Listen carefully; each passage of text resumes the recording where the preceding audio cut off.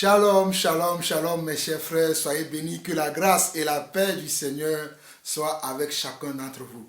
Nous bénissons le Seigneur pour ce moment qu'il nous accorde pour que nous puissions continuer notre exhortation sur la grâce véritable de Dieu. Qu'est-ce que cela veut dire la grâce de Dieu? Et qu'est-ce que nous devons attendre de cette grâce? Et surtout, qu'est-ce que Dieu nous réserve une fois que nous sommes morts, ou bien une fois que son jugement arrive sur terre. Mais avant de continuer, nous allons prier. Éternel notre Dieu, nous te bénissons, nous te glorifions, nous te donnons toute la gloire. Toi qui es notre Père, toi qui es notre Dieu, toi qui es notre Seigneur, toi qui es notre Sauveur. Papa, nous ne pouvons pas entamer ce moment sans pouvoir te dire à combien nous te sommes reconnaissants.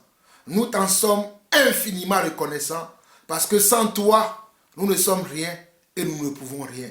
C'est grâce à toi, c'est grâce à ton pardon, grâce à ta miséricorde, grâce à ton repos que tu nous as donné, que nous comprenons aujourd'hui ta parole et que nous comprenons aujourd'hui tes projets pour nous.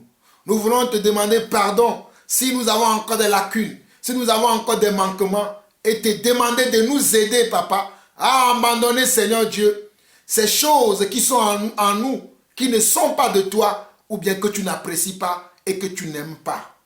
Donne-nous maintenant, Seigneur Dieu, d'être des bons représentants, des dignes fils et filles de Dieu, et que partout où nous serons, que nous puissions, Seigneur Dieu, être un modèle pour nos frères et sœurs, ou bien pour ceux qui nous regardent, papa. Reçois la gloire, l'honneur et la puissance pour des siècles et siècles, au nom de Jésus-Christ. Amen.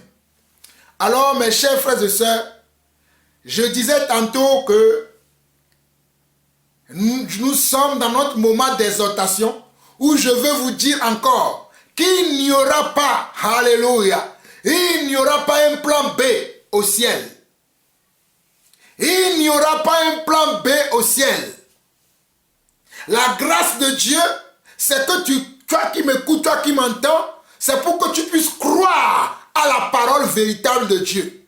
Donc si tu ne crois pas à la parole véritable de Dieu, mais tu crois que tu vas obtenir une grâce spéciale au ciel, parce que notre Dieu est un Dieu compatissant, est un Dieu qui est plein d'amour et de bonté. Nous le croyons également qu'il est plein d'amour et plein de bonté, mais il a ses principes. Il a ses principes. Et ces principes, il nous l'a révélé par la parole. Il nous l'a révélé par ses serviteurs qui sont les apôtres qui nous ont laissé l'évangile que nous voyons aujourd'hui dans la parole de Dieu. Mais aujourd'hui, beaucoup ne veulent pas croire à cet évangile, ou bien beaucoup croient, mais comme il y a des faux prédicateurs, comme il y a des faux serviteurs, comme il y a des méchants, comme il y a des loups ravisseurs qui se sont introduits dans l'église, qui annoncent un autre évangile que le vrai évangile que nos prédécesseurs, les apôtres d'Adam ont annoncé. Voilà pourquoi Dieu a permis que moi, Jean-Paul Ausson aussi, qui suis un apôtre, pointant comme celui-ci, je reviens toujours sur ce que le Seigneur nous a laissé comme doctrine, ce que le Seigneur nous a laissé comme enseignement. Permettez-moi une seconde, je vais faire des réglages. Donc, comme je disais, donc mes chers frères, comme je disais, il y a des gens qui pensent aujourd'hui que être dans le Seigneur nous permet de faire n'importe quoi, n'importe comment et n'importe où. Mais cela n'est pas vrai, puisque le Seigneur qui nous a sauvés, le Seigneur qui nous a donné la vie éternelle, nous a donné aussi comment nous devons vivre dans cette vie éternelle. Quels sont les comportements que nous devons avoir? Quelles sont les pratiques que nous devons avoir? Le Seigneur nous l'a également dit. Et nous allons commencer par la parole. Et je veux vraiment que mes frères et sœurs, à travers le monde, que les diables essayent de gagner, d'amener vers lui, en leur disant qu'ils auront une seconde chance au ciel, qu'il y aura un plan B, un plan C, un plan D, peu importe. Mais j'aimerais vous dire qu'il n'y aura pas un autre plan au ciel. Le plan de Dieu, c'est de nous sauver par la prédication de l'évangile. Le plan de Dieu, c'est de nous sauver par la prédication de l'évangile. Il n'y a pas un autre plan. Le plan véritable de Dieu, c'est de nous sauver par la prédication de l'évangile, par la personne qu'il a choisie, Yeshua le Messie, par la personne qu'il a aimée et qu'il nous l'a démontré en le ressuscitant des morts. Je vous ai lu hier, dans mon intervention, dans cette exhortation, je vous ai parlé de Actes 17, le verset 30 et le 31, dans lequel le Seigneur Dieu dit: Dieu, sans tenir compte des temps d'ignorance, annonce à tous les hommes, où qu'ils soient, à se repentir.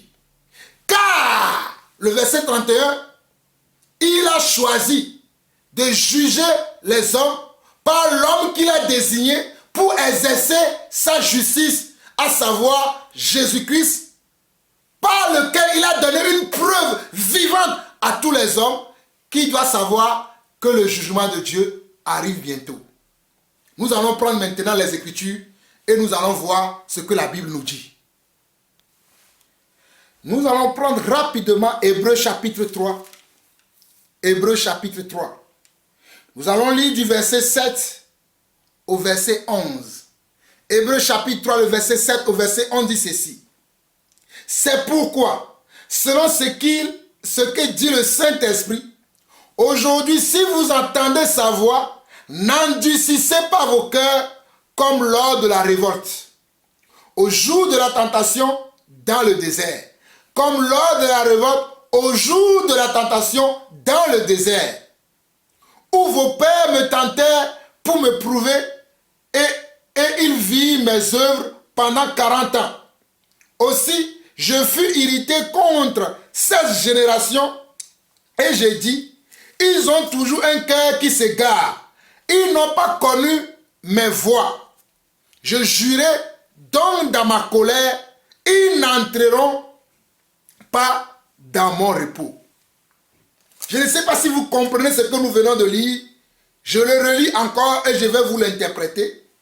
C'est pourquoi, selon ce que dit le Saint-Esprit, c'est pourquoi selon ce que dit le Saint-Esprit, c'est pourquoi selon ce que dit le Saint-Esprit, par l'esprit de rébellion, par l'esprit de mensonge, par l'esprit de garement, mais le Saint-Esprit dit ici, c'est pourquoi selon ce que dit le Saint-Esprit dans Hébreux 3 verset 7, aujourd'hui, si vous entendez sa voix, n'endurcissez pas vos cœurs comme lors de la révolte. Aujourd'hui, si vous entendez sa voix, n'endurcissez pas vos cœurs comme lors de la révolte, au jour de la tentation dans le désert. Mais qu'est-ce qui s'est passé dans le désert? Lorsque le Seigneur avait sauvé son peuple des mains de Pharaon et qu'il était destiné comment? À aller sur la terre de Canaan, il y en avait parmi eux certaines personnes qui se révoltaient contre Dieu. Tous ne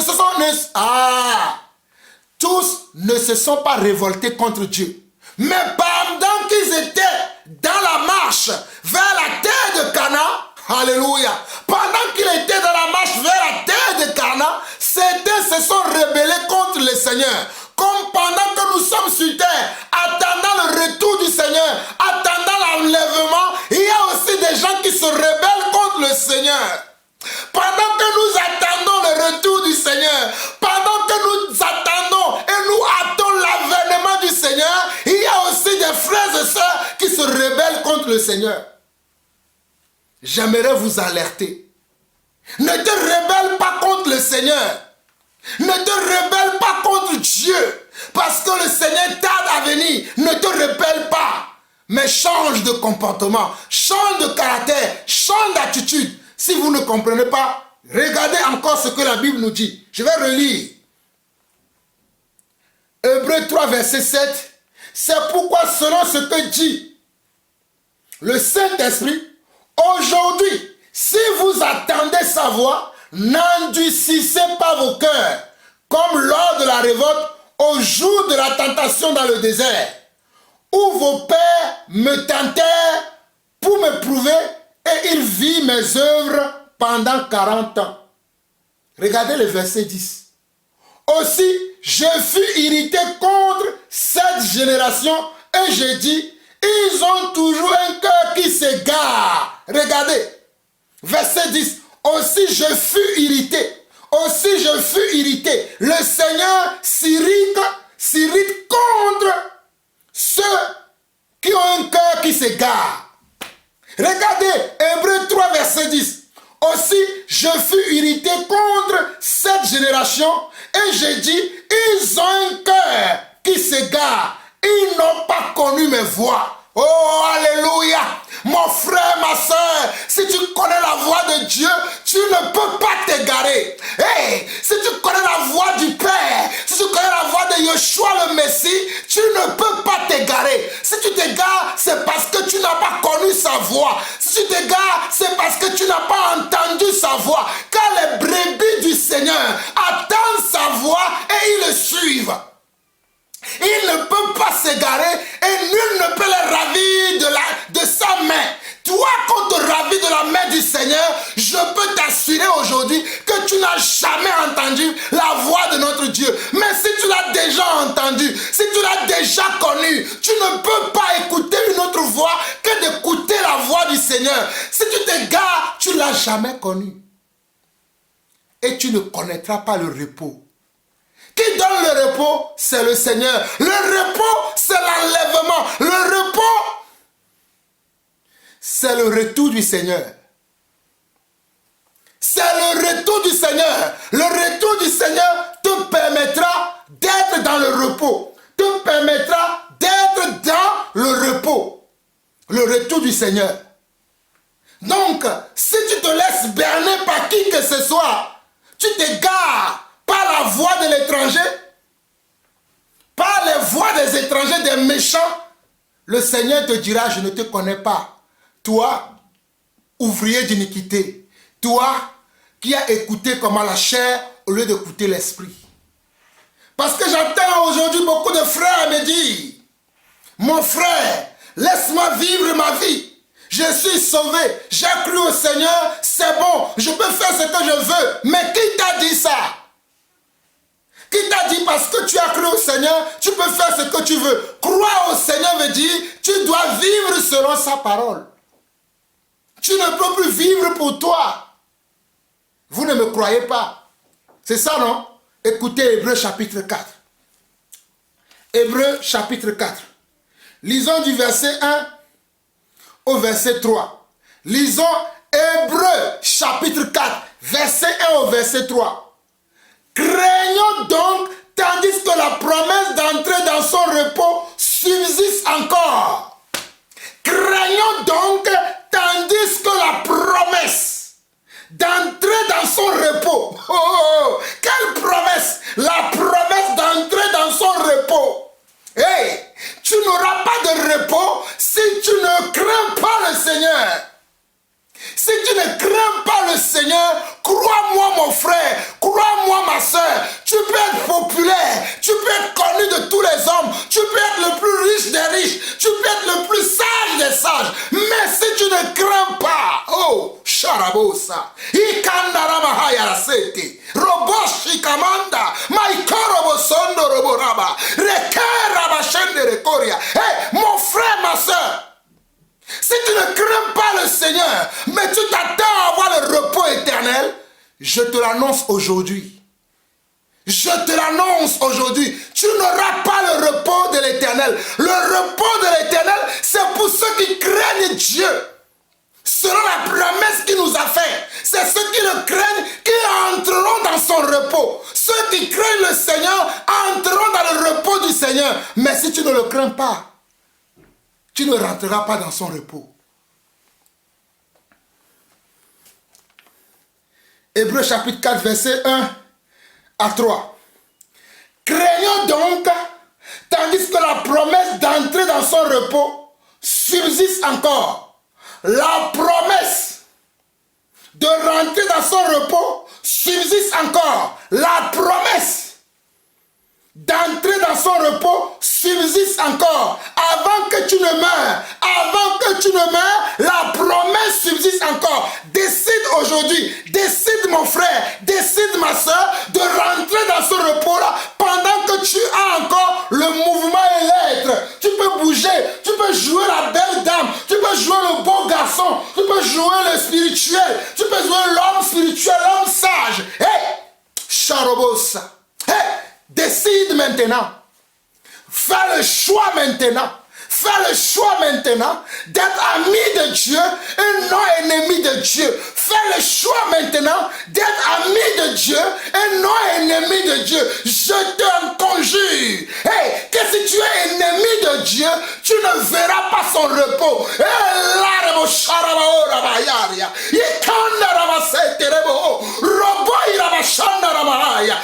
ceux qui vont entrer dans le repos du Seigneur, ce sont des amis.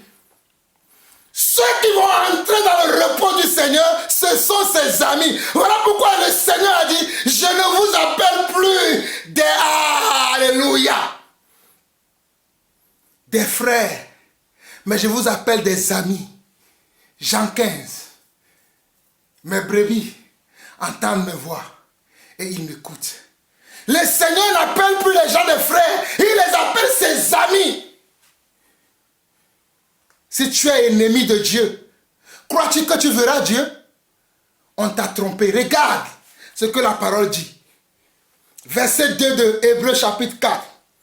Verset 2, Hébreux chapitre 4. Je vais utiliser que ces deux passages. Tout le temps maintenant, je prendrai deux passages, deux chapitres dans la Bible pour vous alerter par rapport à ce qui va se passer. Dieu m'a donné une nouvelle mission de vous avertir. Et je vous avertis. J'ai dit, je ne prendrai que deux passages. Mais je vous dirai la vérité. Regardez, Hébreux 4, verset 2.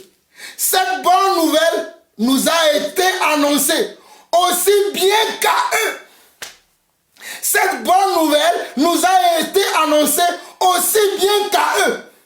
Mais la parole qui leur fut annoncée ne leur servit de rien.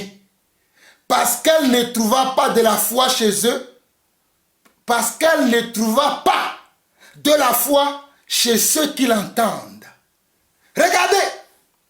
Hébreux 4, verset 2. Cette bonne nouvelle nous a été annoncée aussi bien qu'à eux. Qui sont ceux-là qu'on appelle à eux? C'est ceux qui sont des incrédules. C'est ceux qui ne craignent pas Dieu. C'est ceux qui sont Dieu pour eux-mêmes. C'est ceux-là qui se plaignent de tout.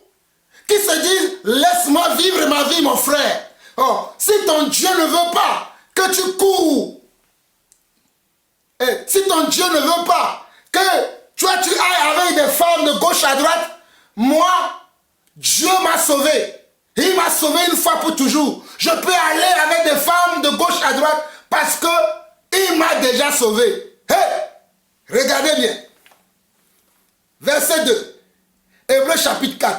Car cette bonne nouvelle nous a été annoncée aussi bien qu'à eux. Mais la parole qui leur fut annoncée ne leur servit de rien parce qu'elle ne trouva pas de la foi chez ceux qui l'entendirent. Pour nous qui avons cru, nous entrons dans le repos, selon qu'il est dit, j'ai juré dans ma colère, ils n'entreront pas dans mon repos. Il dit cela, quoique ses œuvres aient été achevées depuis la création du monde. Ceux qui n'obéissent pas à Dieu là, ne rentreront pas dans le repos de Dieu. Ceux qui n'obéissent pas à Dieu, mon frère, ma soeur, si tu n'obéis pas à Dieu, tu ne pourras pas rentrer dans son repos. Peu importe le message qu'on t'a prêché, peu importe celui qui t'a prêché ça, peu importe la gloire, la reconnaissance des hommes de ce monde, de cette personne qui t'a prêché cet évangile. Mais aujourd'hui, Dieu par ma bouche,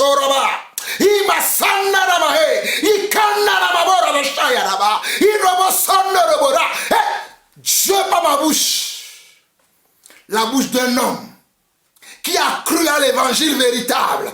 Je viens t'annoncer aujourd'hui qu'il n'y a pas un autre évangile qui sauve. L'évangile véritable, c'est Jésus-Christ. L'évangile véritable, c'est Yeshua le Messie. L'évangile véritable, c'est que tu dois croire.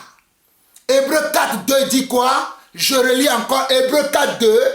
La foi vient de ce qu'on entend et ce qu'on entend vient de la parole de Dieu. Hébreux 4.2 dit, car cette bonne nouvelle nous a été annoncée aussi bien qu'à eux. Mais la parole qui leur fut annoncée ne leur servit de rien parce qu'elle ne trouva pas de la foi chez ceux qui l'entendirent. Parce qu'elle ne trouva pas de la foi chez ceux qui l'entendirent. Alors mon frère, lorsque nous prêchons la parole, nous voulons que tu puisses le recevoir par la foi. Non pas par les raisonnements, non pas par les sentiments, non pas par les émotions, mais nous voulons que tu le reçoives par la foi. Et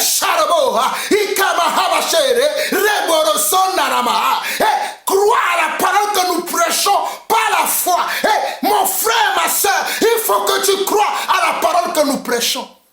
C'est ça qui est la vérité. Mais si tu ne veux pas croire, tu veux vivre comme monsieur tout le monde, tu veux vivre comme madame tout le monde, tu ne rentreras pas dans le repos. Quand la dernière trompette va sonner, oh mon frère, oh ma soeur, si tu ne crains pas le Seigneur, tu ne pourras pas partir. Tu resteras ici-bas. Parce que tu as aimé ici-bas plus que le Seigneur. Vous ne me croyez pas? Un dernier passage rapidement. Hébreux, chapitre 12. Hébreux, chapitre 12. Hébreux, chapitre 12 qui dit, verset 3 au verset 4 qui dit, considérez en effet celui qui a supporté contre sa personne une telle opposition de la part des pécheurs, afin que vous ne vous lassiez point l'âme découragée. Regardez bien, Hébreux 12, verset 3. Considérez en effet celui qui a supporté contre sa personne une telle opposition de la part des pécheurs, afin que vous ne vous lassiez point l'âme découragée. Vous n'avez pas encore résisté jusqu'au sang en luttant contre le péché. Vous n'avez pas encore résisté jusqu'au sang en luttant contre le péché. Vous n'avez pas encore résisté jusqu'au sang en luttant contre le péché. Mes chers frères et sœurs, tu dois lutter contre le péché. On ne doit plus voir le péché dans ta vie. On ne doit plus voir le péché chez toi. On ne doit plus sentir le péché autour de toi, ni dans ta vie. Le péché ne doit plus se trouver chez toi. Parce que c'est pour le péché que Christ, alléluia, le Mashiach, oh le Mashiach, est allé mourir à la croix pour ton péché, pour mon péché, pour le péché du monde. Mais il veut, le Mashiach ne veut pas que tu ailles encore pécher. Le Mashiach, oh Robo Sanarama, Mashiach, le Mashiach ne veut pas que tu ailles pécher. Mais toi, mon frère, ce prédicateur populaire, cet homme populaire, te dit va pécher. Une fois sauvé, sauvé pour toujours. Je viens te le montrer dans Hébreux 7. Hébreux chapitre 3. Le verset 7 au verset 11. Et du verset 11 jusqu'au verset 15. Lis mon frère. Tu ne pourras pas rentrer dans le repos du Seigneur si tu demeures dans cet état de pécheresse. Dans cet état de pécheur, tu ne pourras pas rentrer dans son repos. Je viens t'alerter. Hey, la trompette va sonner bientôt. La trompette va sonner bientôt. Le frère avec qui je parlais, quand le Seigneur m'a donné ce message, le frère est un frère qui vit dans la fornication. Et le Seigneur m'a dit, va chez lui, va lui parler. Je suis parti chez le frère, je l'ai exhorté pendant 1 heure, je suis rentré chez moi. Et il y a une semaine, le frère m'a appelé pour me demander, mais de quel droit tu es venu m'exhorter? Dieu connaît ma vie.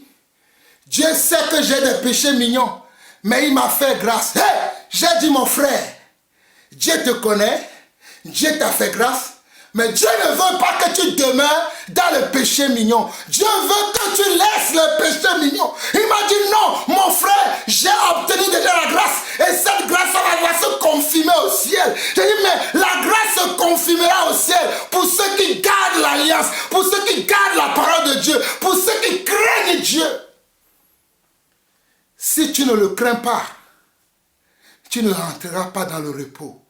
Si tu ne le crains pas, tu ne rentreras pas dans le repos. Si tu ne crains pas le Seigneur, tu ne rentreras pas dans le repos. Le repos du Seigneur, c'est le Mashiach, c'est Jésus-Christ de Nazareth. C'est celui-là qui est le chemin, la vérité et la vie. Il a dit, si vous m'aimez, gardez mes commandements. Il a dit, si vous m'aimez, gardez mes commandements. Et je ne vous appellerai plus comment? Toi, tu ne gardes pas les commandements. Et tu dis que tu aimes Dieu. Celui qui aime Dieu, c'est celui qui garde ses commandements. Celui qui aime Dieu, c'est celui qui garde ses commandements. Et ces commandements ne sont pas pénibles. Mais quand tu trouves le commandement de Dieu pénible, mais tu ne trouves pas le fait d'aller pécher pénible, le fait d'aller mentir, le fait d'aller frauder, le fait d'aller voler, violenter, commettre l'adultère, commettre des meurtres, commettre le vol, tu ne trouves pas ça que cela est pénible, mais tu trouves le fait de te retenir, de ne plus voler, de ne plus aller tromper les gens. Tu trouves ça pénible? Mon frère, tu es averti. Il n'y aura pas de plan B au ciel. Il n'y aura pas une seconde chance au ciel. Il n'y aura pas une deuxième grâce au ciel. La grâce c'est maintenant. La grâce c'est maintenant quand tu écoutes sa voix de ne pas endurcir ton cœur. Que le Seigneur t'ouvre les yeux afin que tu sortes de cette mascarade spirituelle et de revenir au roi des rois, le Mashiach, devant qui je m'incline encore pour ce moment qu'il m'a accordé. Je ne suis rien. Croyez au Mashiach. Le Mashiach revient. Le Mashiach revient. Le Mashiach. Le Mashiach. Le Mashiach revient. Croyez en lui. Shalom.